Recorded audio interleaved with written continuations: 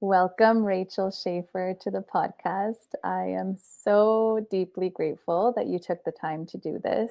The listeners, some of them would have heard Joel Schafer, your partner, that we recorded an episode about a month ago. And that was just very expansive and transformative and illuminating for me. And so I had to get you on the podcast as well to tell your perspective of the story from I wanted to get the mother's perspective of the story, and I think there are so many nuggets of wisdom that get transmitted when women share their stories. So I'm so excited to have you on the podcast, Rachel.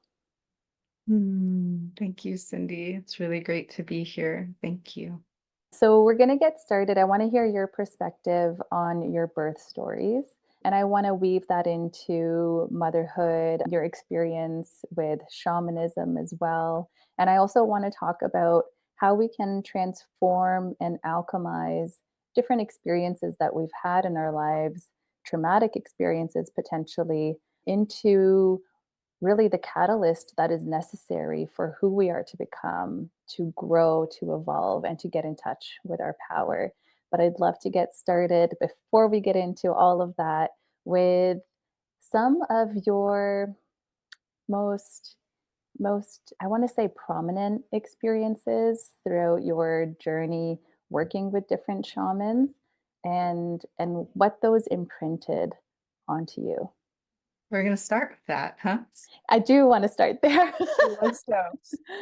Okay. Yeah, I feel like shamanism is a broad term these days. Maybe I'll start with kind of the leader of the group I was in. Well, I was in multiple cult-like settings and communities, but I was led into that early on in life. I experienced a group called the Power Trainers. It was run by a woman in Canada.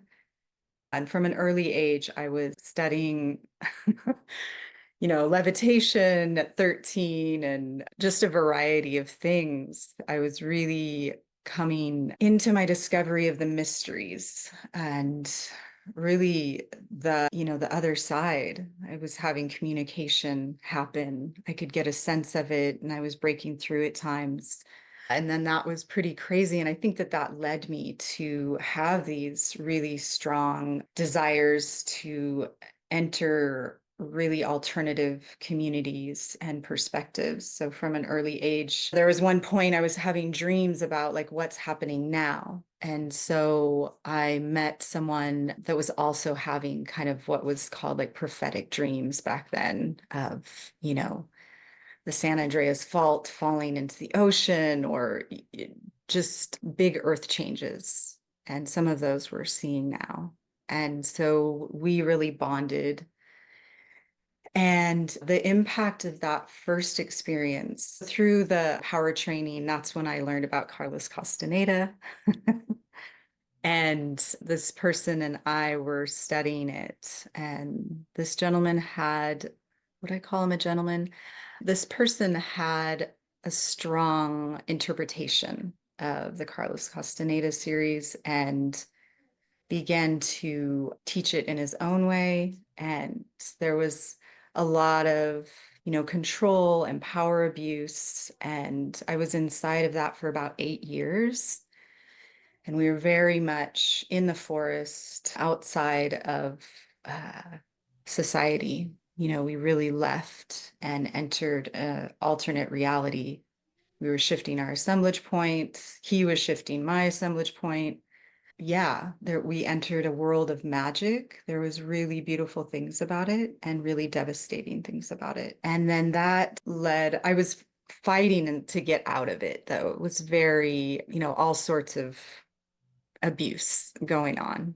And then that led to really needing to break ties and on psychic levels, physical level, everything. So we got help from a very powerful Native American elder out of New Mexico, a shaman. And at this point, to go back, that's when I met Joel, was inside kind of this Carlos Castaneda cult.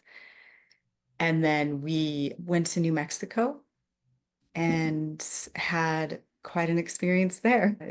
It was really helpful to get away from this other person.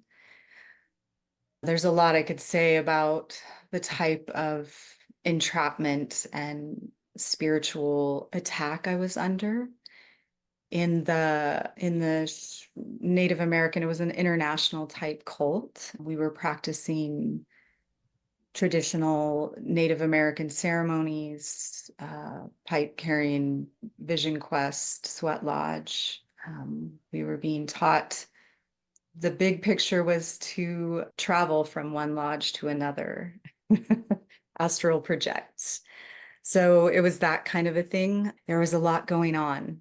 There was a lot going on. There was a lot of beautiful, powerful women from around the world. I was in my 20s, my early 20s, I think. So it had a great impact on me. I also became pregnant with Jules and my first child together. I actually previously at the age of 19 became pregnant with that person that I was with. And for reasons of his interpretation of the Carlos books, I ended up having given this child up, this boy, for adoption. And that was a lot That's a for lot. a woman, a young woman at 19. I'm still processing that. There was a lot of, or could I say I'm just now processing it? Mm. Yeah, I can go back to that maybe later. But when I was pregnant in the year 2000, that's when Joel and I decided to get married in the native ceremony. So over pipe, we were married by the elder, the shaman. And it was really beautiful.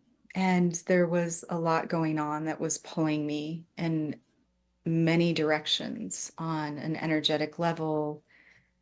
Some like to define it as curses, that maybe there was a curse. There were definitely things that were going on. And we lost Nora, Mm. the baby, in the last semester.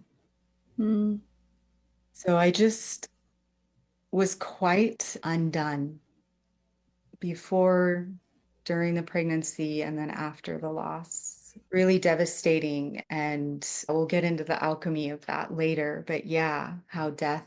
So it's like there was this birth and it was given away, then there was a birth and birthing death and what that means to a woman's body and parents is just, it's an incredible journey, one that's extremely painful, but also, like you said, illuminating in so many ways. I love that word this week. It's come up and continues. Her spirit is with us, with me, with clients. She'll show up and in nature immersions. There's more to say about that. There was quite an impact on these two main cults, the one with the Carlos books and then the one immersed in the Native American. I was remembering my drops of Cherokee lineage. So I was full on just understood what it meant to be one with creation. Yeah, my father actually was the one who showed me at a very early age creation and Mother Earth.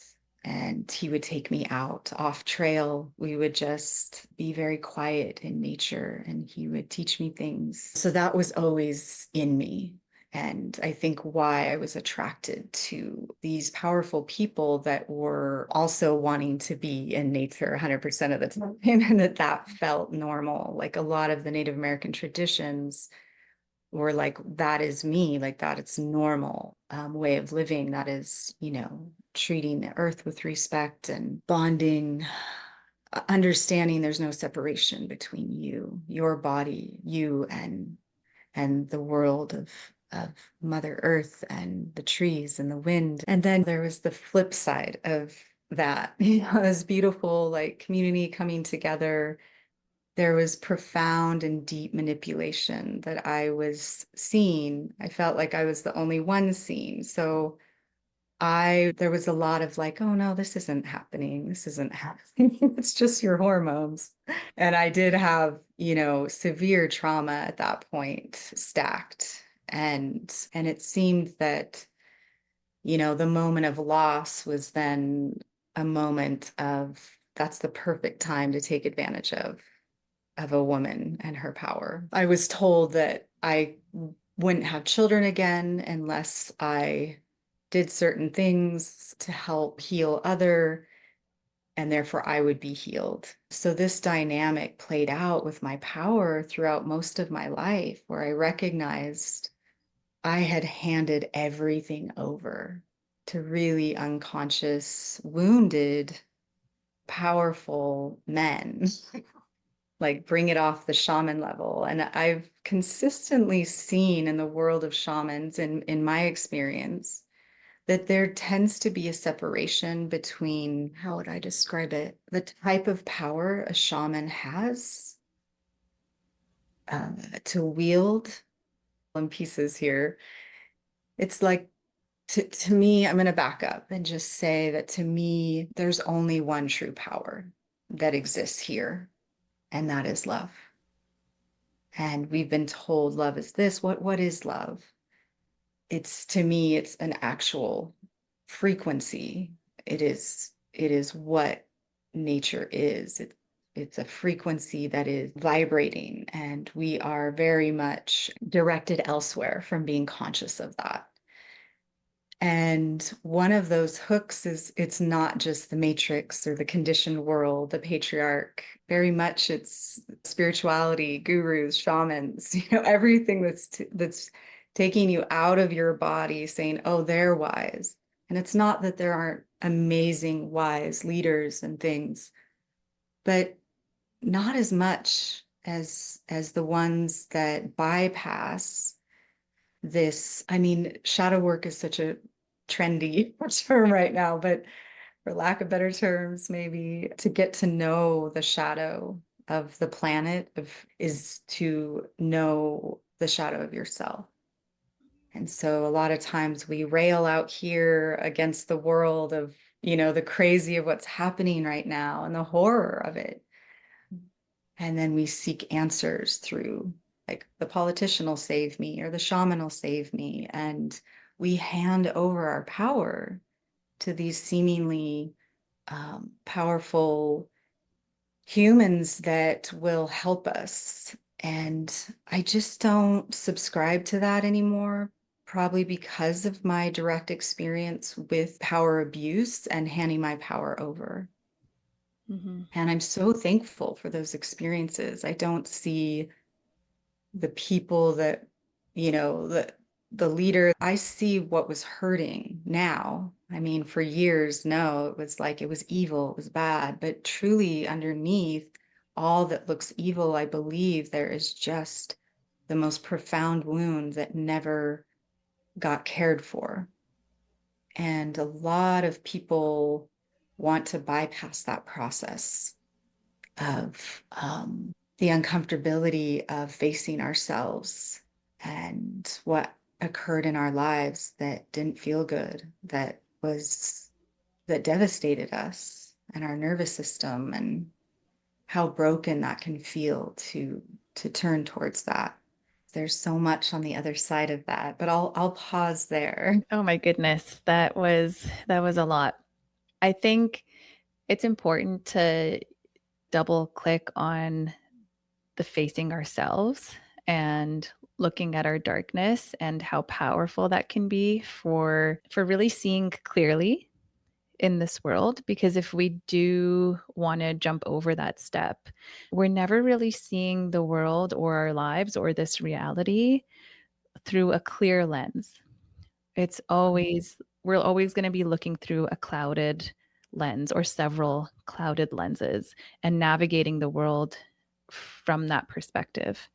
And so I think it's important to, in a way that feels grounded and guided, which is, I think, what you and Joel do when you're helping someone and guiding someone, to go there, to go to those very uncomfortable parts of yourself when you're ready, and to have the courage and the bravery to even want to do that for whatever reason. What is the drive that we have to do that? I don't know. I think there is this kind of awakening that's happening, and people finally, instead of pointing the finger outside of themselves, are beginning to point it back at themselves and what's in their heart and in their being and in their body, like every fiber of their body where a lot of traumas are held. And how can we learn to face that? How can we learn to befriend it? How can we learn to dance with it? How can we learn to transmute that into joy and love and connection? And what I feel is to just like be what we're meant to be. Like a human being, I don't think is really meant to come here just to suffer. I think we are really meant to experience joy and connection and beauty and, ecstasis and all of these things, which is a part of the mission with this podcast, is to not be so scared of the dark parts of birth and motherhood, Mm. because it can be really scary when we have, a lot of us, only grown up seeing images from the media of women screaming in excruciating pain, being sped as fast as whoever's driving can speed to the hospital because it's an emergency. And these are the images that are programming our mind and our body for whatever this experience is going to be. But it doesn't have to be like that. There is another way, there is another lens if we can see clearly and look into ourselves, because the answers are often within ourselves. And as women, it's this womb wisdom that's coming to the surface. Like, how can we let our body guide us, our wombs guide us, and that wisdom throughout this whole experience? Yes, exactly. Wow. There was a lot there too. Yeah. Yeah. But when you're Mm. ready, I do want to circle back to the what that must have been like for you to have gone through the gestation of carrying life and feeling the need to give that baby up for adoption, and you're just processing that now, like many years later. Yeah, give me a little bit of insight as to what that was like for you, and how you were able to kind of survive that heaviness. Yeah. I don't know how much I'm ready to speak about that one, but I Yeah. will say, and thank you for asking. Yeah, I don't know if anyone's asked me that yet in my lifetime. So Mhm. thank you. Yeah, for me, it was under very different type of abstract circumstances. Like the why I was due to this inverted spiritual Carlos. I don't know what to call it. And I'm still kind of sorting out even a lot of the memories, like just having a soul retrieval along with, doing recapitulation in different ways in my life. Most of those 8 years, because I was in an altered state or severe depression. I wasn't in kind of normal world thinking. And I don't remember most of those 8 years, or there's so many gaps in it and it overlaps. Like I thought this year was actually this year. So actually to get into my body and understand what I was feeling, the only sense that I have is that I was completely numb. I did something. I managed something in my, oh, it's like intense to speak about. Mhm. Mhm. Yeah. Take your time. And this is what I'm healing, right? This is not just because I went through this. Many of us women have this.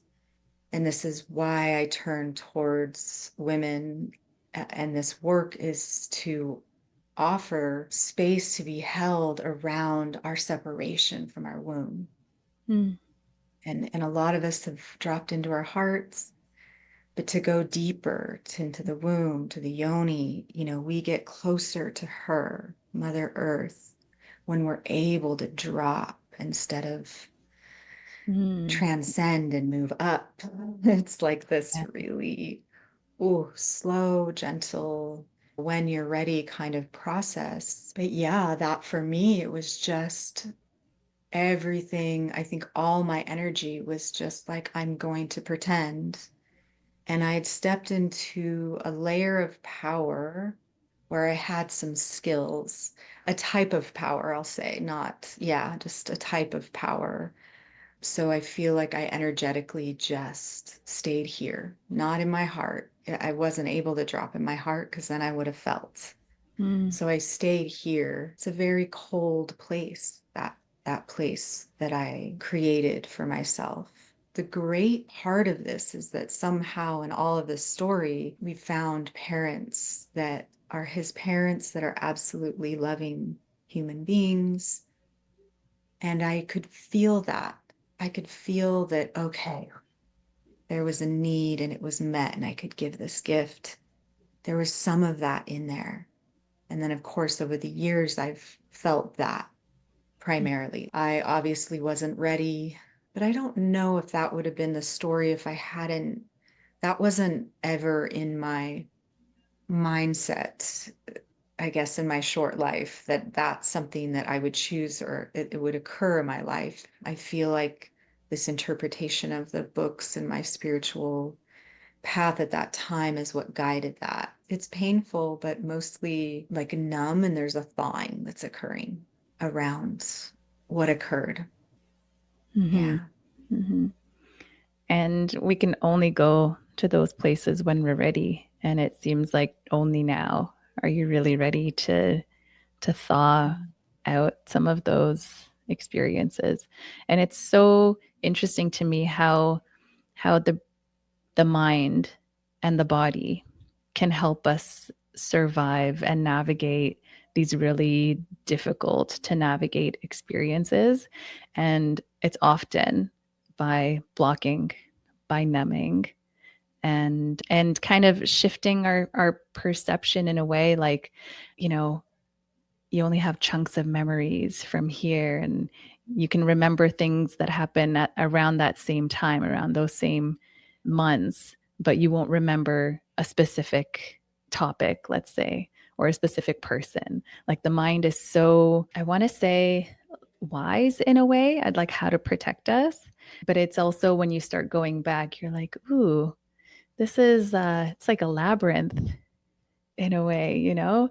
Really, really interesting when you think of survival mechanisms that are in us just to cope with the many, many things that humans have to cope with right now. If you're okay describing when you had that experience, but then moving on because you did go on to start a family, and how you were able to move from one experience to another. Great question. Yeah.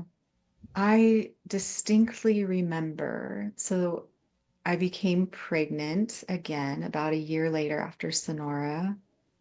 And inside of that pregnancy, I don't, if there was fear, I don't remember it. I remember making a decision around like this this one is coming. This Mm, one's staying because two had gone. And I had had multiple miscarriages as well, early miscarriages. mm, So I experienced a lot of loss.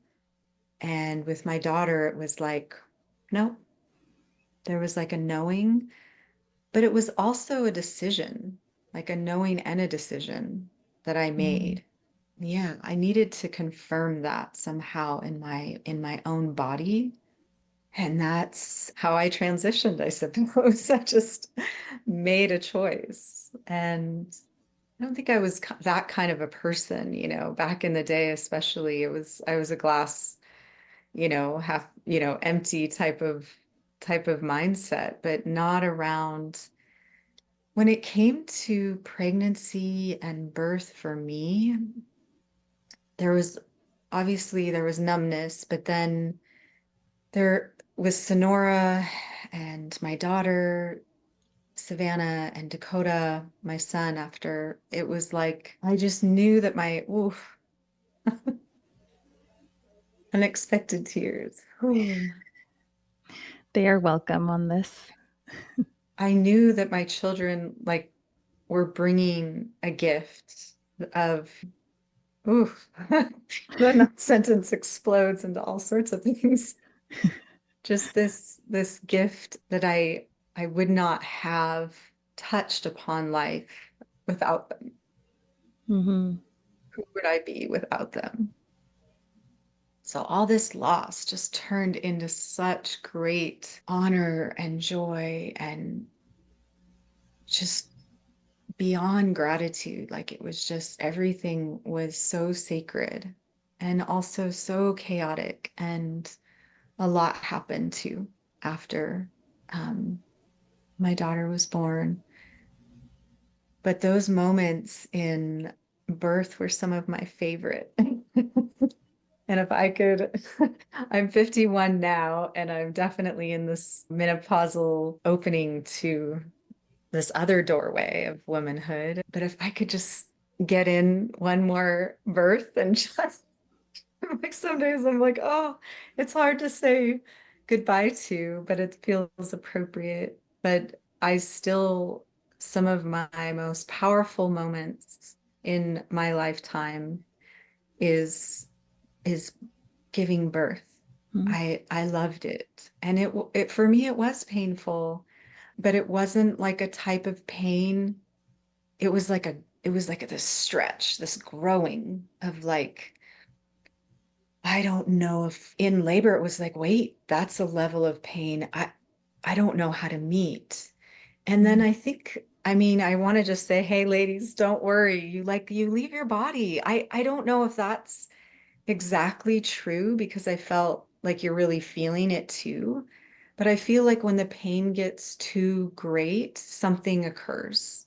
And so there's this trust of like, we're told like you can just take the drugs or and however your birth and how you want it is what I hold space for. But we're so programmed to move away from pain, whether it's like a specific like emotional trauma, and it does like trauma overwhelms the nervous system.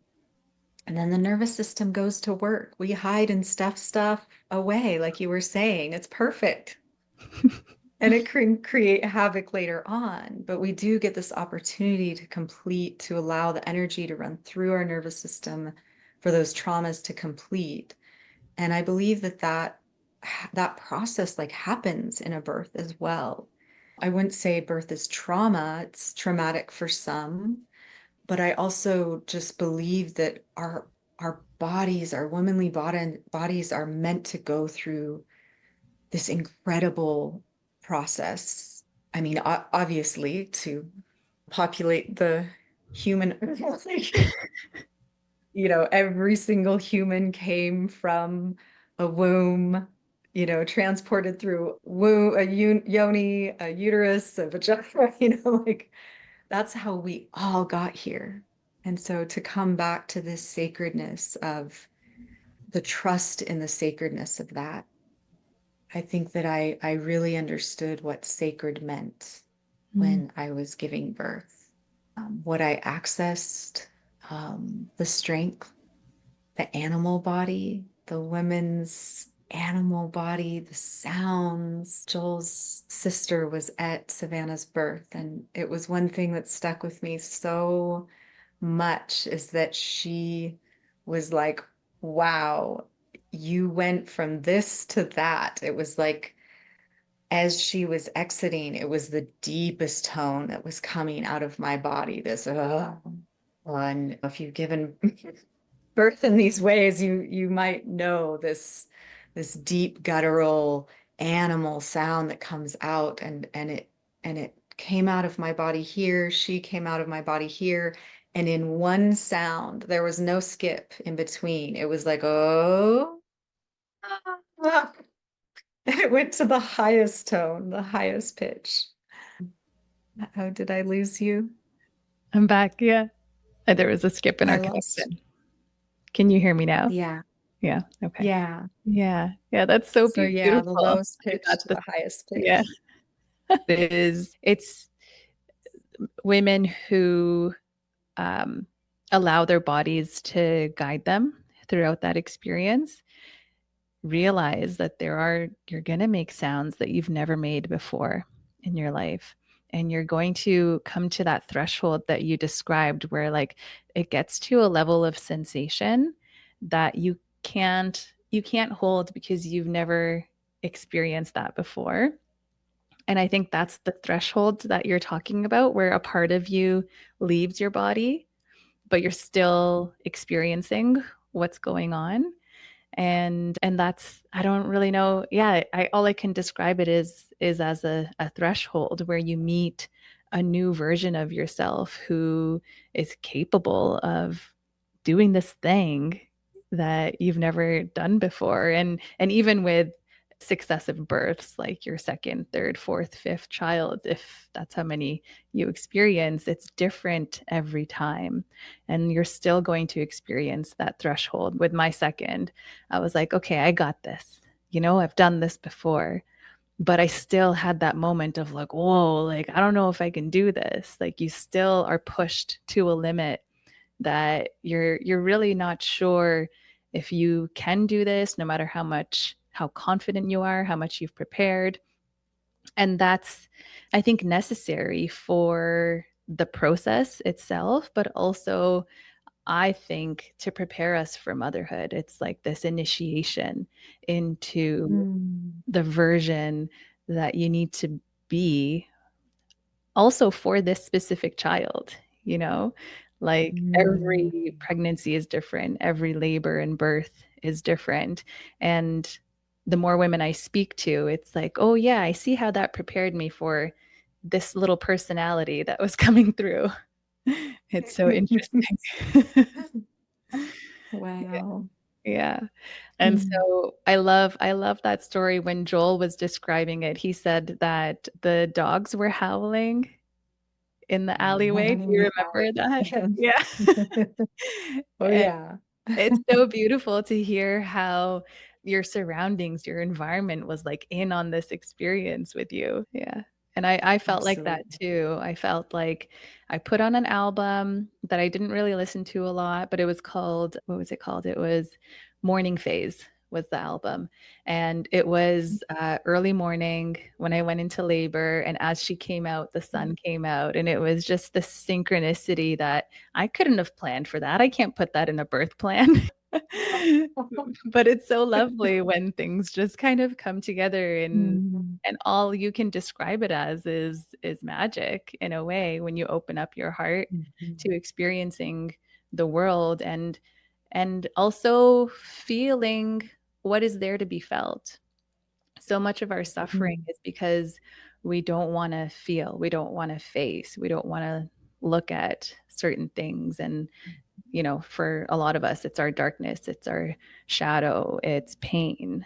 And when we are willing to at least be curious, I think so much beauty is on the other side of that. Yeah. Yes. Curious is one of my favorite words. Kind Yeah. of how does one come home to the body?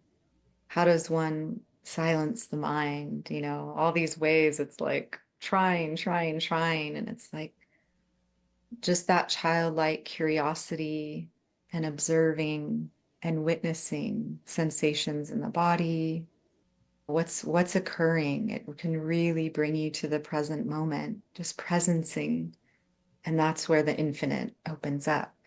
Life and death become synonymous. It's, yeah, yeah, exactly. Being curious. Hmm. Yeah. Before we move Mm. on to your second birth experience, I want to touch upon death. I love how you were describing it, how life and death become one in a way. Mm. And you and your partner Joel are coming into my life at a time, as I described to you, when I feel like I'm surrounded by death. Like I've been to more funerals than I've been to in a long time. Yeah, Mm. just a heavy presence of death, but it feels also like a reflection of what's going on internally, like this mini ego death. I don't know if I'm ready for a real ego death, but a mini ego death. And when, you know, a snake sheds its skin and it must let go of that, even though I'm sure it was very comfy and cozy once upon a time, in order to grow and evolve and become what it is to become. So I'd love to go in a little bit deeper on this, but I think you and Joel are showing me that it's not only nothing to fear, it's something to actually invite and welcome in and have Mm. a relate like an intimate relationship with is our death. Mm. Yeah. Yeah.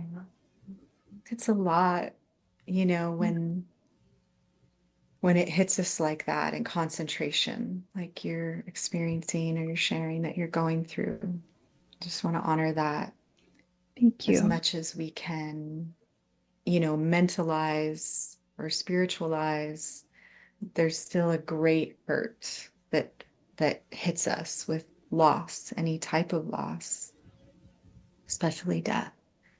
Yeah.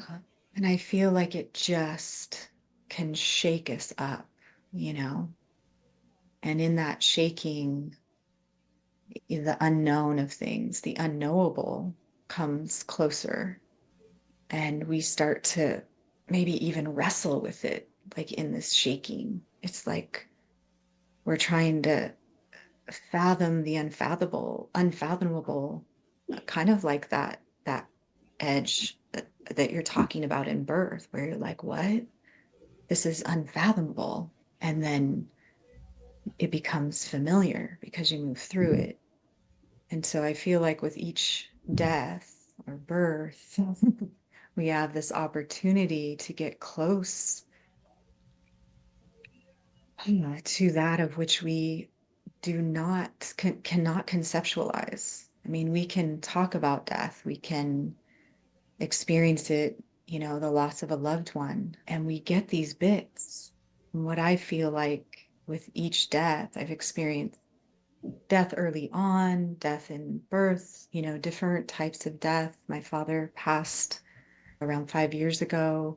Mm. What a gift that was. What a gift each death was for me.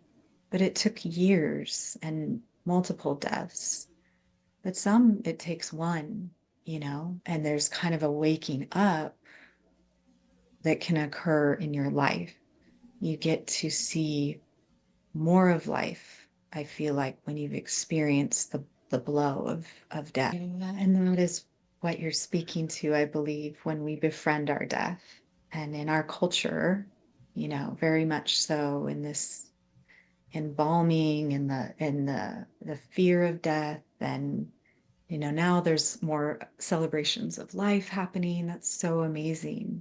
But it's not to bypass, you know, the tears and like the nostalgia, like the reflection of your connection. And what I feel like happened with my father's death was like this beautiful softening in my heart where I realized our heart connection, you know, we had this profound connection. It it was going to carry us through death, through him crossing over. And so it held me.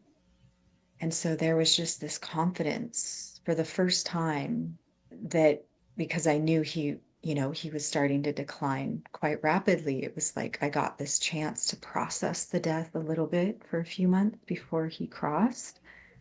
And in that process, I would just sing to him. And it was like whatever was going on, I don't necessarily like access angels or what, I don't know how that works, but it was like the light in the room would just change and my voice became something else. And he, through this love, heart connection frequency, he couldn't speak. He just would cry. And we used to sing together and he would play music, bluegrass, and it was like we were just connecting in this way we had never connected before. So here we are in this like saying goodbye process.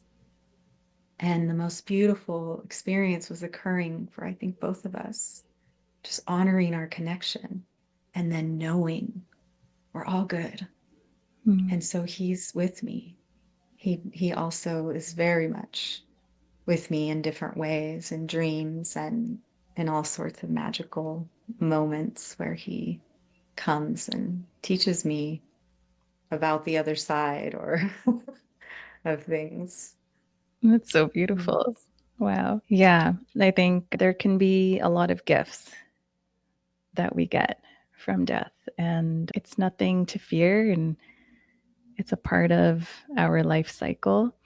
But I love the idea of bringing it in so that we can be more awake and alert in a way, and see what's really in front of us, because if we don't kind of invite it in, it feels like we just kind of take everything for granted. Like, oh, it's another day. And if we don't really enjoy our lives, it's another crappy day. And, there's nothing really to it. And it's just kind of spinning. It's like Groundhog Day in a, in a way. And so I think bringing that in and reminding ourselves that, like, it is a part of our human life cycle, that it brings so much more beauty and gratitude to every day. And it's hard to get there, but I think it just requires reminding ourselves that life is short. My mom reminded me that big time when she left, because she was only 58, I think. Yeah, 58. Mm. And so that, for when I was young, when I was like a child, that seemed like, oh yeah, she's so old, But Mm. when, as an adult, to experience that, I was like, oh, okay, I think I might only have potentially like 20 years left, right? And for me, that felt like it's a now, not like a now or never moment, but like, if not now, when? If not me, who? It put so much into perspective of like, I'm just going to try and do the things that I've always wanted to do. And her death, that was the gift of her death, to kind of wake me up and just give me that push of courage that I needed to just go for it. It might not work, and that's okay, but I'm just going to go for it. So big gifts Yeah. that can happen. When you're ready, I'd love to hear your perspective of your second birth, of your son, Dakota, did you say is his name? This one, so Savannah was at a midwifery center in El Paso, Texas, called Maternidad La Luz. And so I was surrounded by midwives in training, and it was a beautiful experience in a bed. Each birth, I was like, it's going to be a water birth. I had big dreams about birthing in the ocean with the dolphins. It didn't occur. So I was like, I'll settle for a bathtub with Savannah. It didn't happen. And then with my son Dakota, we had like set up the big pool inside the house. It didn't happen. And I like this relativity that you had said earlier around the births being fitting for that child specific, that personality, that like preparation of mother. That was really beautiful. With Dakota, he was born in Sun River, Oregon, at home in bed. And I had an amazing midwife. She had trained at Maternidad La Luz, and we had met in the Native American community. And I was just shown that she was the one to help. And yeah, she had been training, and then she had gone to other parts of the world, I think South America and Africa. I don't know if she had been to Africa at that point. Maybe that was later. But she was just one of those very confident midwives that you could just entrust, to be there by your side. And the funny thing is I started in labor and nothing was really happening for a long while. And there was a little adjustment that she did. And everybody went to bed, and I had Joel and Savannah in the same bed, and the midwife was in the other room sleeping, and my doula was down the road at a different house. And I didn't really know it, but I just ended up, I guess, kind of having more of a free birth style birth. I was in it, and I went to bed, but I was on all fours. And so I just was moving and moving and moving and breathing. And then there was Joel. I'll just a little bit of TMI. He was like laying next to me, like with his eyes closed, and then should I get the midwife? Are you okay? He would open an eye, and he was pretending to be asleep, and I was letting him know all is good. No, I'm good. I'm good. And my daughter was fast asleep. So it was just this really family connecting experience. And my daughter was so beautiful. She was not like a real clingy baby or child, but once I got pregnant with my son, she was just like a little Klingon and clinging to my belly. She just loved her brother, loves her brothers to this day. They're very close in ways. So what happened there was when I started to realize that I was getting nonverbal, that I was like really in it, then I was like, maybe, maybe we should get the midwife. Because I don't know what would happen if I hadn't ever heard of free birth. I hadn't heard about the dolphins, but not free birth. And so Joel got her, and they called the doula, and the doula didn't show until and then my daughter ended up being the doula, getting like the receiving blanket, and then Joel, caught Dakota. He caught both Savannah and Dakota. Oh, So wow. the midwife was just assisting. So it was a really beautiful experience. Mm, Yeah. it's so Yeah. beautiful. And he came quick. And that's the thing I love, is that there's really not a lot of pushing. And I don't know if everyone knows that yet or now. Just want to put that out there. Like what I was, my midwife and the midwives, it was like, oh, do I push? No, no, no, you don't need to push. You're going to have the sensation in your body, like, I need to push, I need to push. But there's a time when, yeah, it's ready to push, but there's not a lot of pushing. It's like, they're already ready, they're coming. And so and maybe that's not everyone's experience, but I feel like the majority of like just allowing that pushing to occur more naturally, instead of like, oh my God, we've got to push. There was just no pushing really in either birth. Well, Savannah, no, that's not true. She got a little caught on my pubic bone, so it was different. But yeah, when she began to come, it just there was. I guess my point is that there's just this great release that can happen. You're bringing me back to the sensations in my body around those memories. Wow. It's so beautiful. And Mm. I like that you were like, do people know this, that you don't need to push? Because we don't often. All we see is like the Mhm. practitioner counting down for whoever is in labor to push. It's like, okay, it's pushing time. Let's do this. 3, 2, 1, push. Or like, we're going to count to 10 and you're going to push, kind of thing. But I experienced the same thing. You're right. Not everyone has that experience, but I had the experience of my body just did all of the like quote unquote pushing for me. But it is really a release. It's like an ejection, right? And there is something called the fetal ejection reflex where your body just ejects this baby when it's ready to come out. So I didn't have to do any voluntary pushing. My body did all the work on its own for both of my experiences. But some women will experience that and have to maybe like voluntarily push a little bit towards the end, or if there's like a malposition, they might have to force, like provide a little bit of force. But I think it's important for anyone listening who is getting prepared for their labor and birth to know that no, it doesn't have to be voluntary. Your body knows what to do to the point that it will even do that part for you and for your baby. Yeah. It's a beautiful thing Yeah. to get in touch with that wisdom and that power and those sensations that Mm. go along with it. Very intense. Yeah.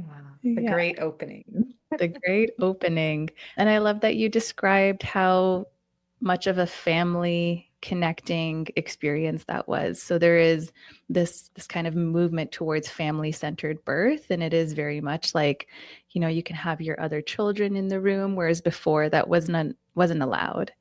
And you know, just making it more of a family experience versus a medical experience.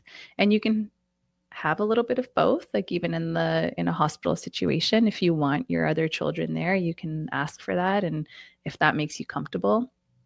I know for me, Mm. i I don't know if I would have liked to have my toddler there for my second experience. I think my mind would have been like wanting to care for her and address any needs Mm. that she had. And if she was like quote unquote needy, I would have gotten out of the experience. So for me, I was happy that she was asleep and someone was there to tend to her. But it is beautiful. Sometimes I'll see videos of women giving birth and you know she has her other child or other two children or three children around witnessing, and it just normalizes that experience, right? So when those children grow up, it's not this foreign thing that they've only seen in a movie. It's like, oh, yeah, I was there when my little sister was born or my little brother was born. It's like a normal part of who we are as humans. So that's so beautiful that you got to experience that. Mm. And that Yeah. Savannah Thank was the you. doula. Yes. He's a So great lovely. space holder.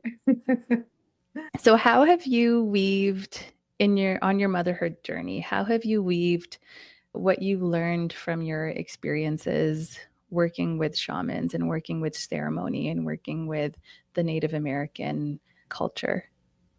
Yeah, well, there was definitely, I feel like Joel and I really agreed that we didn't want to impose any specific religion or way upon our children. And for me, the way I was raised in this like freedom, I wanted to pass that on as well, as far as like nature being the temple or the church, or that all you need is that the wisdom from the earth, from the sun, moving through your being. And that looked differently in the beginning than it does now, for sure, how it's changed over the years. I got very into Rudolf Steiner, got every book. Yeah. Interesting enough, my body just really completely fell apart in ways. Mm, And so I mothered my children, their early years, primarily from bed, from probably a 15-year stint where I mm, had shamanic death, ego death, I thought I was dying. I had tumor. I had, told I was going to die. Felt like I was going to die. Like a variety of this. Energetically, what occurred in those spiritual experiences was really not typical. And I don't know many people. I'm writing a book. It's very much like something maybe to tell. Not that I've always felt like it needed to be told, but every practitioner I saw was like, even in my 30s, they were like, you've lived like 40 lifetimes in one and you're only 30, you've got to write a book. And I was just like, whatever, like, or you're the wounded healer, you're going to be a healer, you're this, you're that. And I just was like, I feel like shit. I just want to be a mom. And this wise native elder who really helped us actually move out of that cult was very, very beautiful. And he taught me in some of my darkest experiences to sing bluegrass music. And it just so happened he was a an adoptive father. He adopted me into the Lakota tribe, and then I never saw him again. Mm. We spoke once after that. He was also, I just want to go back a little bit to Joel's. I'm Yeah. just gonna say that he was the one, the moon phases on my belly, Oh, cool. right? I actually wasn't pregnant yet. Mm. And so these phases, I was living with a native elder woman who I apprenticed. She taught me healing, massage, all these modalities, and a beautiful, beautiful woman in Texas. She was like a Southern Belle Cherokee woman. She was a cross of many things. And yeah, beautiful, beautiful connection and her helping also move back into my body. I was having a lot of magical experiences, and one of them was that I just would wake up out of the shower and there was like this imprint, as if like you kind of laid on something funny and it would go away. But I was like, what? And eventually there was more phases of the moon, and I finally just came out my towel and like, this, what is this? Totally freaked out. What's happening to me? And it was like, wow, this is medicine. And it's in the unknown. We don't know. And then this beautiful elder came to visit me at this house, and he said, "Oh, a child's coming." And then Wow. I got pregnant with my son a few months later, maybe. Yeah. Wow. So interesting. My goodness. Yeah, the intuition that's available to us when we open ourselves up is quite astounding. And that I'd love for you to touch on that as well. But there is something about, I'm sure, all the things that you've practiced and experienced, but there being in nature, but there is something about the motherhood journey that just like amplifies your intuition tenfold, a hundredfold.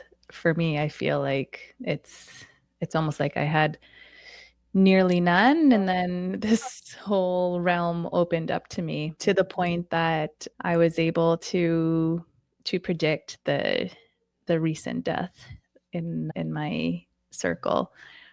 It's pretty wild how that can happen when you open yourself up, when you open up your heart and begin to descend into the darker parts of who we are, into the womb space and the yoni and everything that goes into that. It's very, yeah, it's making my curiosity peak, and but it's bringing in so much expansiveness into just my daily life.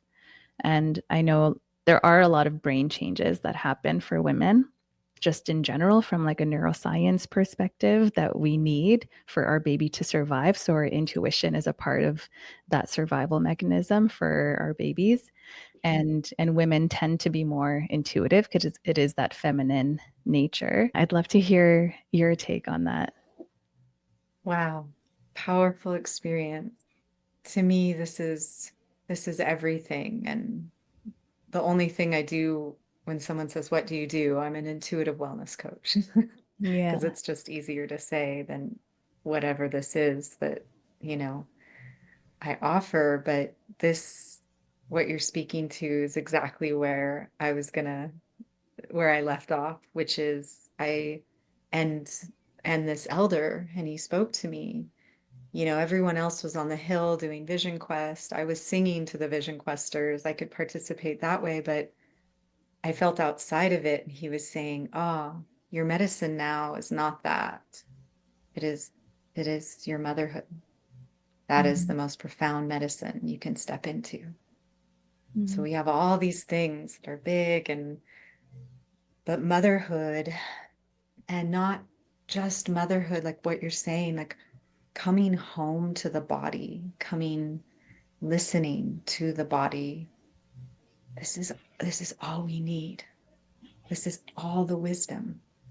We're used to this grasping outside someone that seems more we resonate with or something, and they seem more knowledgeable, but truly I believe on my path that you have all the knowledge that you need, just like you do for your child. It is also for you and is pure guidance. We are source. It is this love frequency. We are it. We are it. We don't need anything outside of us. And yet, support is wonderful. When we do resonate with certain types of support, I don't believe it's a solo journey, like completely in its totality. I've had great support along the way. The way motherhood for me was so challenging in the ways of getting my kids to school, or like I homeschooled and then my body completely, I call it my zombie year. I wasn't able to walk or talk normal. I looked like I was 80. My children were helping me walk to try and circulate my blood. I mean, my autonomic nervous system completely crashed in such dysfunction, and no one knew what was going on.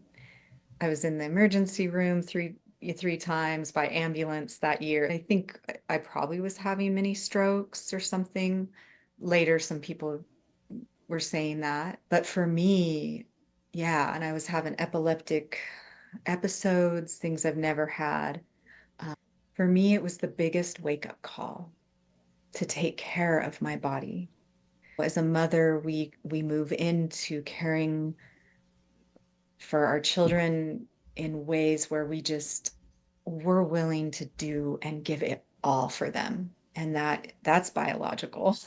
That's just and some that for women that can look different. It doesn't always look the same.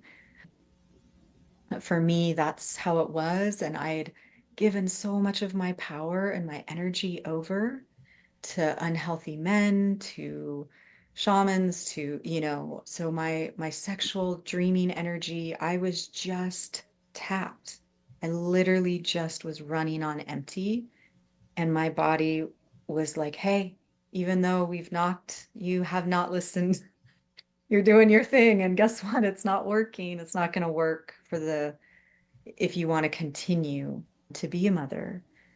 And at that point, you know, my desire to stay was for my children. But there came a time where I needed to choose me Mm-hmm. first. And that got clear. And that's when my health really started. It was like, do I want to live here? Just bottom line, do I want to be alive? And being a mom, it's just synonymous with like, yes, because my children need me. Yes, because I want to see them grow. And um, yeah, yeah. So I struggled to be a wife, to be a mother.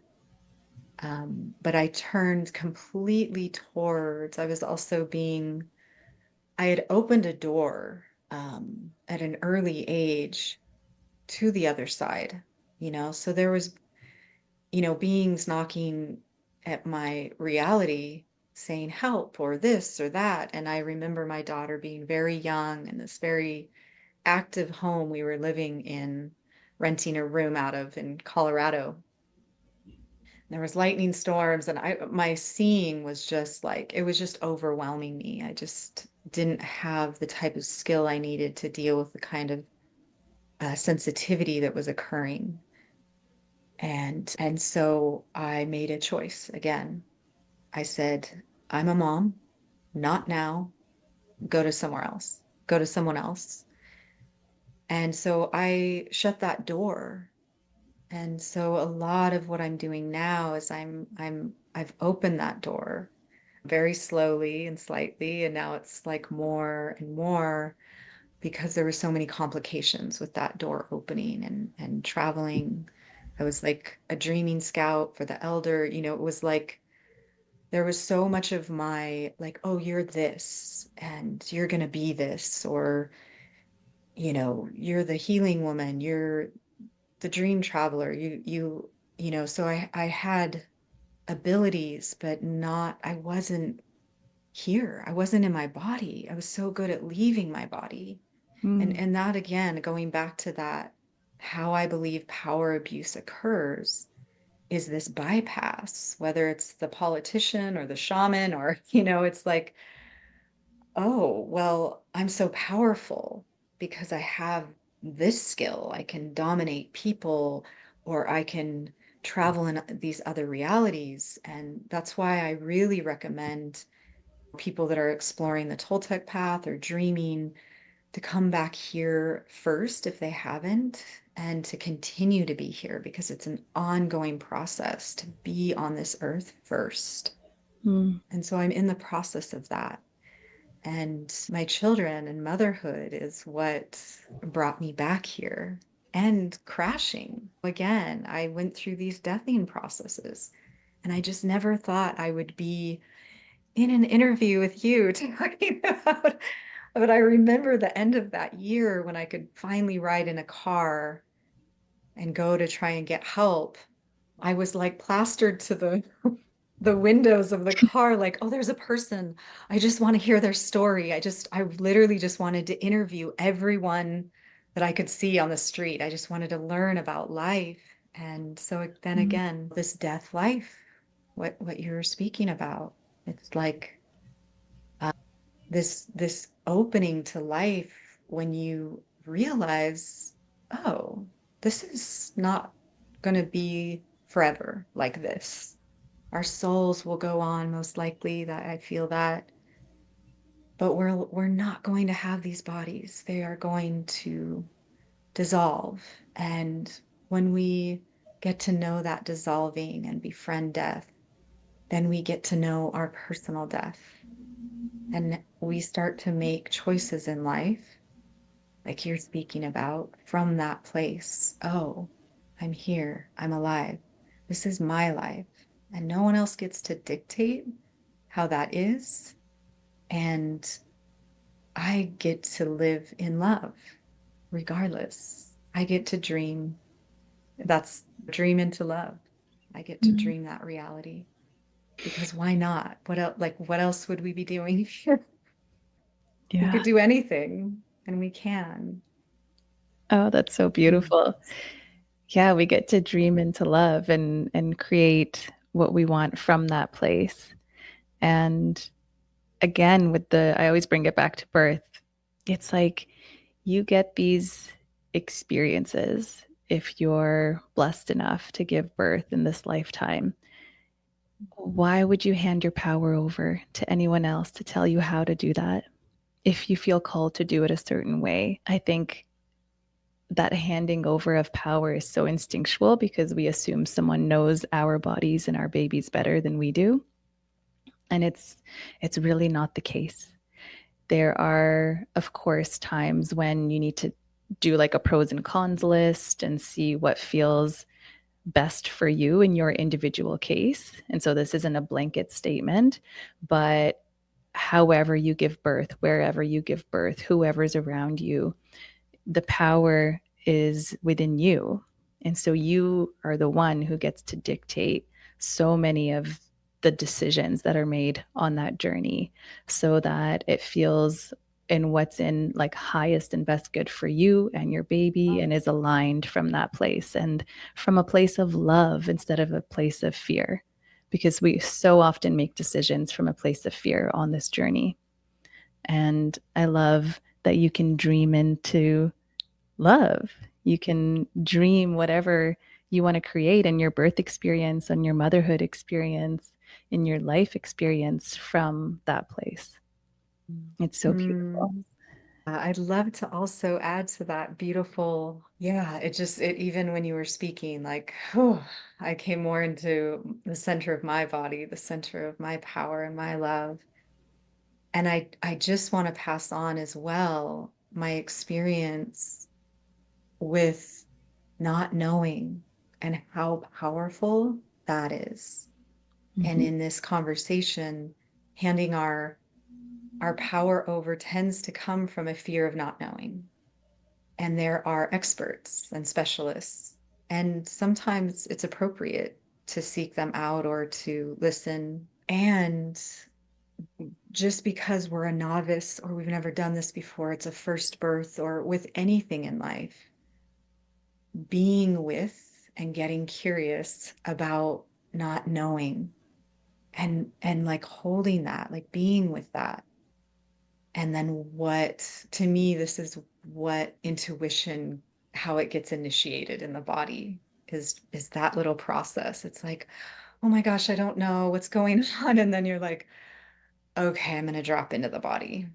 I'm going to go breathe, notice my breath, drop into the back of the body, drop down, allow for what is wanting to move through me. And maybe it's a lot of dialogue, and that's okay.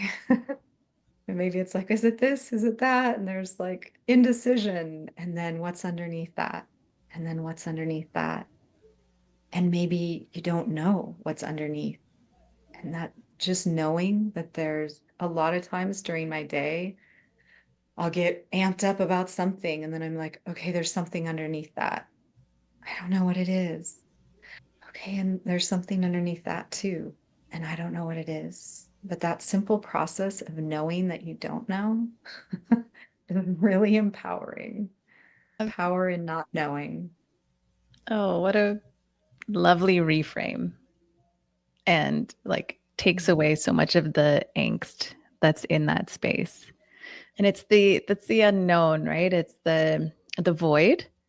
And that's kind of like this dark cave, like the womb space that's actually what births the light is the unknown, the cave, the darkness gives birth to whatever is to come next. And we don't know necessarily what that's going to look like or feel like, but that is like yeah, I just want to, it's like where the seeds sprout, like in the darkness of the soil of the earth is where the seeds begin to sprout until they're able to find their way somehow towards the surface, towards the light. And there is a wisdom in that, there's guidance in that, but there's no playbook, unfortunately.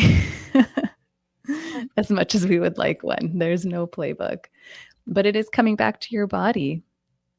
And so many of the conversations I have on this podcast is about just coming back to the body, coming back to the body for that guidance and knowing that there is that wisdom, and coming back to the earth, coming back to nature to help us through whatever our journey is, whatever our path is, whatever questions we have, whatever we're curious about, whatever we're going through, however dark and hopeless it might seem, just coming back to your center and who you are and like being guided from that place.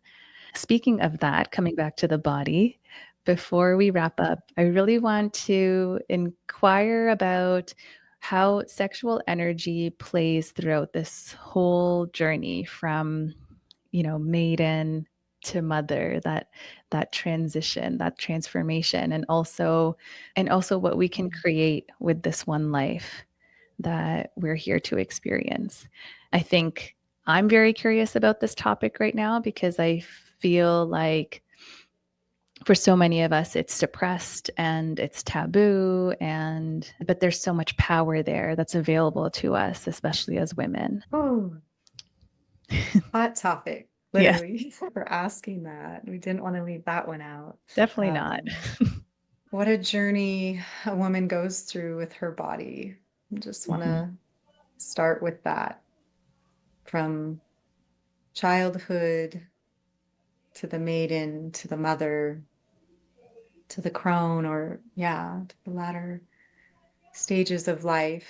It's a bit challenging to condense, and you uh, gave such specific, great questions. I know it's a lot, but I think it's important to touch upon just I want listeners to hear how much power we have available to us in this arena.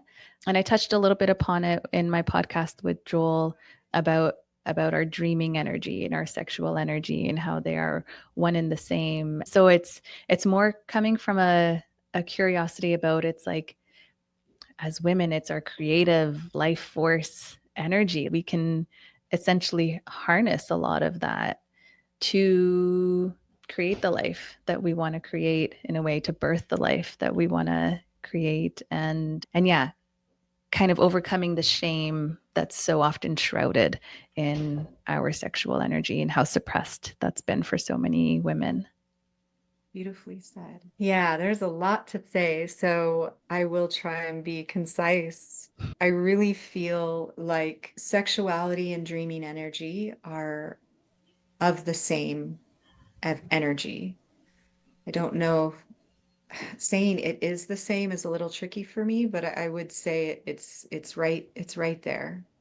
Mm. And the reason, well, I won't go into the reason, but I don't believe that our sexual dreaming energy is separate from life, from death, or from birth. There's information around how women can have an orgasm while giving birth or while in labor with a labor pain. This is the sacred portal, the yoni. It's the sacred opening to the mystery, to the infinite. That's who we are. That's what we are as women. And how powerful that is very relative to how the patriarch was probably developed, most likely. Because whew, if we were to be conscious of this power, what would happen to men? Or maybe what had occurred before the patriarch, when there was the matriarch. I don't know history. I don't know when I say that, I can study it, but I don't know the truth of it. I don't know if any of us really do. But just kind of these concepts, realizing that there's so much of our sexual energy that has been kept in check, so to speak, so that we wouldn't feel certain feelings or that we would feel certain ways about our bodies. These are explored, like the sexual awakening for the heart, this gathering of women, that 9-month journey that I do online is an exploration of this. And also, what comes up is the archetypes, this sexual archetype of being the virgin or the whore. And this is also getting popular to talk about amongst women. A lot of women know about this, so it's very cool that we're coming to this. Like, how does that play out in our life? And the dark Lilith, and it's we've very much been taught from an early age what our sexuality is for through the lens of the patriarch. And so it's for turn on is about other and sharing it with other, or it's given for other, or it's for, you know, to get pregnant, or it's got all these limits to it. Um, in my exploration with Tantra, in a very traditional Tantra, not really like America, it was taught out of South Africa. So it's not about, sexual partners and lots of sex. It's coming home to the body and realizing that the universe is your body and it's an expression of everything, all that is. And so we're moving with this ecstatic love and bliss. And when you tap into these frequencies, earth and sun, and how this like masculine feminine dance occurs in your body, it is pure ecstatic love, and it has nothing to do with other. It's pure sexual dreaming energy moving throughout your body, like the snake was typical tantra symbol. It can feel like this, like spiraling, undulating, and oh, it is the best thing to serve and soothe a nervous system Hmm. and heal your body and to heal your relationship with your body. I call it the dream dance. It's like painting the dreaming field. Tantrikas can call it sky dancing. I move away from any like specific traditions, but this helps to, there's Kundalini awakening, speaking of these sorts of things, but I really believe in getting not going after traveling in dreams or opening yourself to Kundalini energy. This is a slow, gradual, and that may occur for you. So there's nothing wrong with that. It can be a lot for the nervous system if it comes on, strong and at once, but to allow it to move your life little by little and learning about it through sensation. Like I'm gonna like travel down my attention down into my womb and be with what's there. And then I'm going to travel down into my yoni, maybe connecting to the Earth Mother. And we have had, typically us women have had layers of trauma by the time we get to our first birth, or some form of sexual trauma. I'm not one to say I'm so happy trauma happens, but this is our awakening. This is the darkness, these forces that we're reckoning with inside of ourselves, other from abuse. It is what we can access in order to know our bodies, in order to know our sexuality. It's an invitation. It's like it was like imposed on us, but at some level we can transform that. We can alchemize that into pure gold and coming fully home to our sexuality and open to it. And it changes day to day. Just because we open in a moment, maybe the next day we're fully contracted and like, well, what was that? So it's such a journey. So it is absolutely something that I hold space for, guide women in, and it's usually starts so very slow and delicate with so much compassion. Again, this shame, this shroud of shame. It's just, I really feel like it's not even like a real emotion or feeling, like it's like an imprint, a thing that we go to, like that feels safe now to just hide inside of this shame. And so to really honor where you're at in that, if you're inside of a lot of shame, that's where you begin getting curious, like we're speaking of. And then you start to, what I've found is like what really works with shame is to get really clear about your desire. And the more active you are with your desire, your heart, your womb, your yoni, that starts to awaken and activate. And then the shame just kind of like you go into it and it's like, yeah, that's doesn't serve me. It just doesn't serve anymore. Mhm. So it's not anything we need to push away, just really being with where we're at inside of our evolution with our sexuality.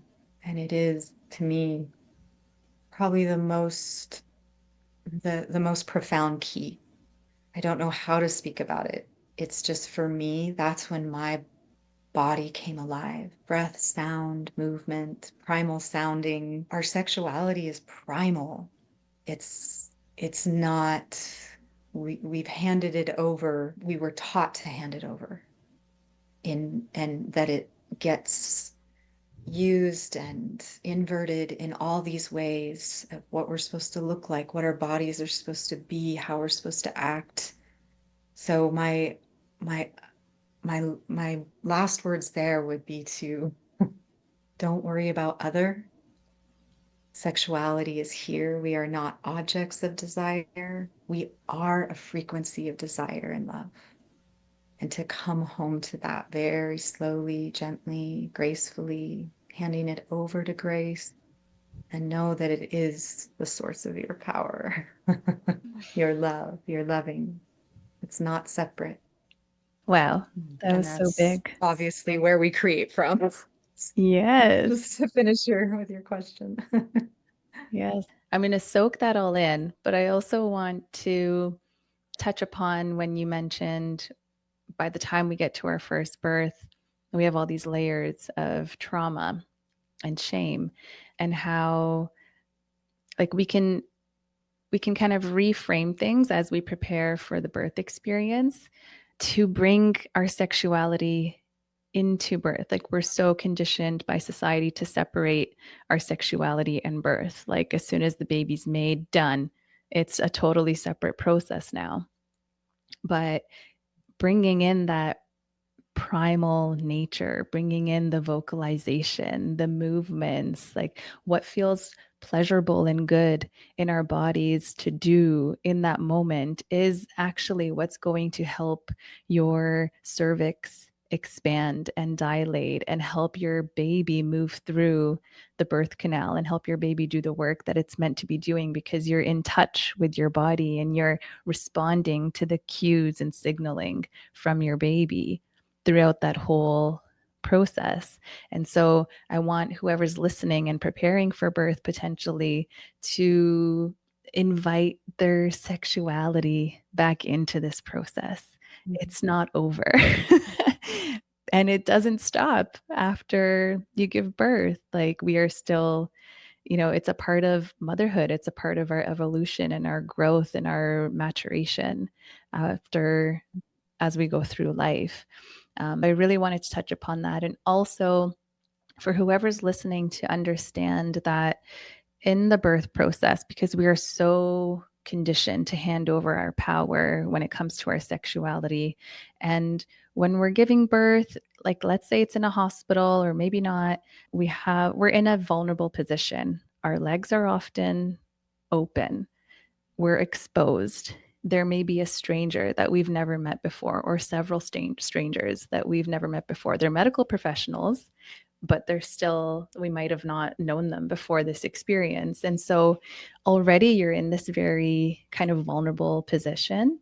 And to somehow, bring, take back your power, because if you're being asked to do something and it doesn't feel comfortable and you're in a vulnerable position, it's going to be very hard to vocalize that, like, no, that doesn't feel good, actually, especially if you're someone who's been more suppressed or has experienced trauma. It's going to be very difficult for you. You might think you know what you want and what you don't want, but in that moment, our nervous system might go into like a freeze response. And so I think what I'm trying to say here is just to know where you're at, and to know that when you're in that experience, depending on what you've experienced throughout your life, there might be challenges that come up. But if you're, as you prepare for the birth experience, if you bring back your sexuality and get in touch with your body and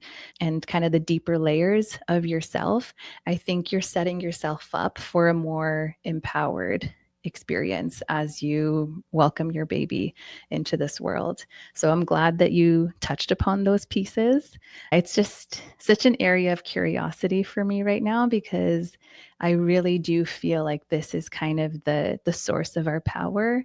And it's not a coincidence that it's been so inverted in our culture, in our society. And so I'm excited for us to begin to reclaim a lot of that. Yeah, absolutely. I just want to speak to the if this is the first time you're hearing about sexuality and birth and the primal, and if you have had trauma, especially sexual trauma, that's not like to release a goal first off, so that you can be where you're at, and to get to know where you're at with that. Absolutely end your sexuality, because sometimes things can get triggered or go a different way. And it's like, oh, well, this sounds good. These women talked about this on this podcast, and that's exactly what I want to do. And again, that's very like masculine, like unconscious masculine, how we're taught to think and go about things. So in the feminine way, it's like, ooh, these women shared this and that really resonates. Where am I with that? Where's my wisdom? And how much of that can I take with me on my journey? And also get your support, get your if you can, your doula or somebody else that's going to speak for you in the moments if you are frozen, that knows you quite well. I feel like that's important to have that type of preparation. Yeah, Yeah, very. because I love what you're saying. Yeah, Mm-hmm. yeah, And thanks for the clarification. It's not to achieve a goal. It's just more to an invitation to see where you're at with this concept. So as my last question, which I'm kind of sad that this is going to be over, but I love that we've been speaking for almost 2 hours. This is a question that I like to ask every guest on the podcast. And there is a profound imprint that takes place when a new life is entering this reality.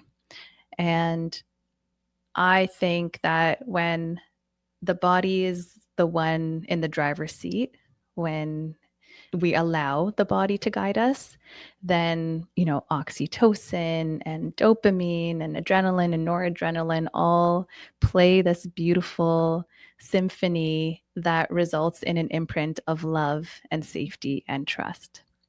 That's not always the case. Sometimes the imprint is survival mode and mistrust and protection and fear. And that's okay. It's not permanent. We can do things to repair. And often that repair looks like a lot of connection and skin to skin between mom and baby and potentially different modalities. So, with that being said, I think that when mothers are able to come at this experience from an empowered approach and create this imprint for their child, then those children grow up to look at the world through the lens of love and safety and trust. And I think we would be looking at a very different world, a very different reality than we are right now. And maybe that's naive of me to see that. And maybe so much of what we see is meant to exist in this reality for our growth and evolution. But I feel like we can birth peace when we support each other, especially as women throughout this whole experience. There's a lot of power when we use that sexual energy that you're talking about and move through that process from a place of power. What would you like to imprint onto the listeners, onto their ears? It's a lot of new moms, it's a lot of women preparing for birth, a lot of families, couples, and also people who want to birth like something beautiful into the world, a business, a creative endeavor, something like that. What would you like to imprint onto their ears? That dreaming into love is possible, to create this reality of love that you're speaking to. And it doesn't need to feel, look like perfect. Release control, release the control, and allow your divine connection with God, spirit, source, the universe to flood you when it does. And know that you're enough for every single part of your life that you show up for. Know that the amount of love and the expression and the type of how it comes through you is completely unique and is exactly what the ones around you are needing and this world needs. Thank you for You're that. plenty, way over enough. You're more than enough. Yeah. Way more. Yeah. You're too much in a lot of ways. Beautifully too much. Beautifully Yes. too much. I love that so much. All the great ways. Yeah. Yeah.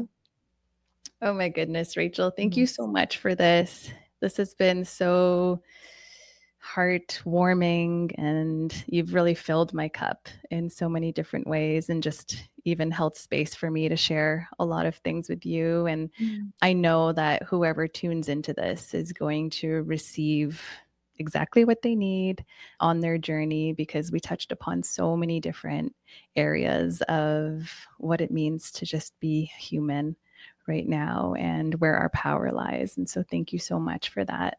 I really appreciate you making the time for this. And I'm sure people are going to want to get in touch, reach out. And how can they do that if they're curious? Yeah, the dreamingintolove.com. Yeah, that sends you to my email and also to Facebook and Instagram. Okay, awesome. I'm going to link that up. And you mentioned a program that you have for, I think, 9 months, you said. So if people are curious about that, they can go to the website as well. That's beginning again this coming September or October. I might change it to September. There's women that are ready. Nice. So yeah. Yeah. Okay. Okay, lovely. I'm gonna put those in the show notes for you, for anyone who's curious. And yeah, thank you again. If anyone has questions, you can email me or you can reach out to Rachel directly on Instagram or her email. Thank you. Thank you.